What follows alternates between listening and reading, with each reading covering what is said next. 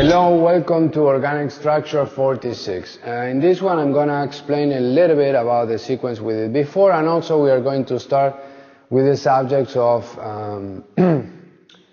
rotations, maximum rotations. Yeah.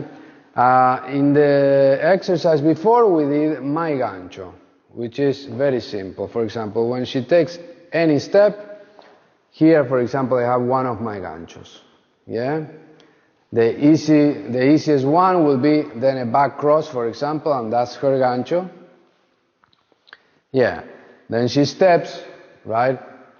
If you are, let's say, in halftime or you want to be really quick, I could have done the sacada right there, but for now let's wait, and it's going to be on the next step. Yeah. And after this next step, it's going to be her back sacada. Yeah.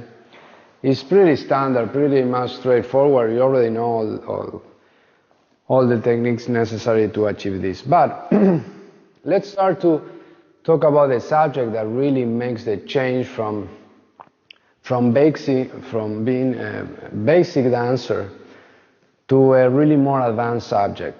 See, the dance itself, it starts to be advanced when there is a rotation in it.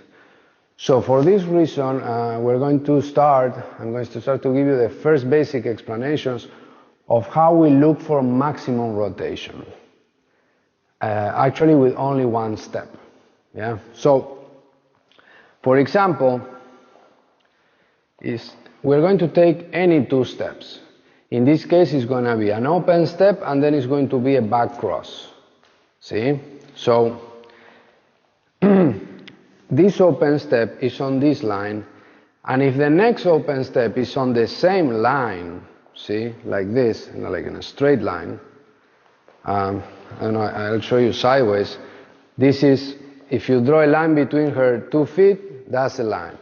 If she keeps going over the same line, see, that's the same. So there we consider that there's no rotation at all. Yeah? So, if on that open step while we're dancing, see, I go for her heel very, very deep. I'm exaggerating right now so you can see. Here, we're going to rotate a lot. You understand? So when I step there, if we both charge our weights, see, all of this rotates just like this. And then the same back cross will happen, right? But after a lot of rotation. Yeah? So, let's come back to the open step. So if here we rotate a lot, which is very deep and around her heel, if you move it a little less, we rotate less, and this will be less, and here we don't rotate anything at all. Yeah? So,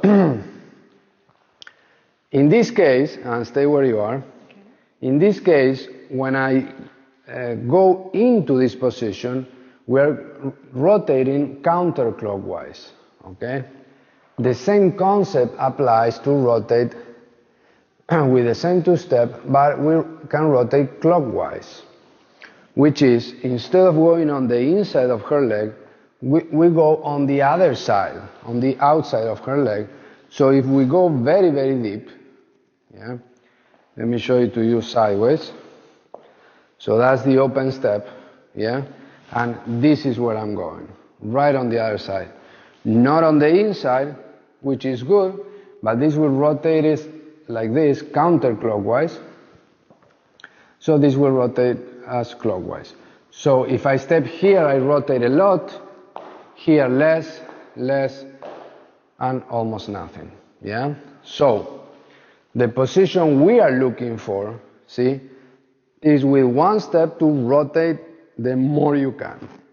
Okay? So, you're going to grab two steps, open, and back cross, yeah, to either side, and I want you to look for these rotations. So, the first one is open step, very, very deep, we rotate a lot, see, and that's a back cross. See? Then you come back again and you take an open step. You step on and around on the other side of her heel, you rotate clockwise a lot, yeah, and then you ended up with a back cross. Yes? This one I just showed you to, let's say, my left side. I want you to do the same thing to the other side, your right side. So this is the step. If I go very, very deep, I'm exaggerating, very, very deep, this will rotate a lot, and this is a back cross. Yeah? And on the same open step, if I go on the other side very, very deep, yeah, we rotate a lot counterclockwise, and the landing will be a back cross. Yeah? So this is the exercise for this organic structure. Keep it cool, playful. See you on the next one.